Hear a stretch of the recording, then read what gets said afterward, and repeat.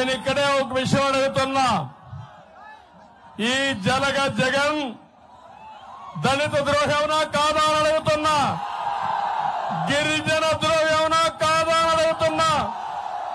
ఏం తమ్ముళ్ళు ఏమైనా లాభం చేశాడా మీకు? ఒక్క లాభం చేశాడా మీకు? మిమ్మల్ని మోసం చేసిన మోసకారి జగన్ అవునా కాదా? నేను అడుగుతున్న అన్ని సీట్లు గెలిపించారు. గిరిజన ప్రాంతాల్లో నేను కూడా బాధపడ్డా, కానీ ఆశపడ్డా. ఓటేసిన వాళ్ళకు పనులు చేస్తారంటే ఓటేసిన వాళ్ళని కాటేసే రకం ఈ జగన్. తమిళలో అభివృద్ధి జరిగిందా? ఒక రోడ్డు వేశాడా? ఒక స్కూల్ కట్టాడా? ఒక్కటంటే ఒక మేలు జరిగిందా అని అడుగుతున్నా. అత్యంత వెనుకబడిన వర్గం గిరిజనులు చాలా పేదరికంలో ఉంటారు, మారుమూల ప్రాంతాల్లో ఉంటారు, అడవుల్లో ఉంటారు. అలాంటి గిరిజనుల కోసం 16 పథకాలు తీసుకొచ్చాం. ఉన్నాయా తమ్ముళ్ళు ఆ పథకాలు? ఈరోజు నేను ఒకటే అడుగుతున్నా.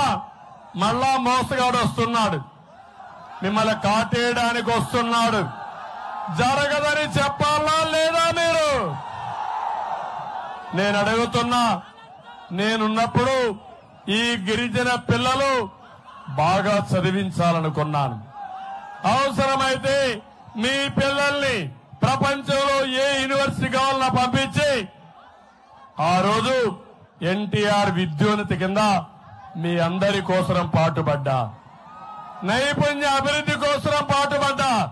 ఇప్పుడు ఉన్నాయా కార్యక్రమాలు?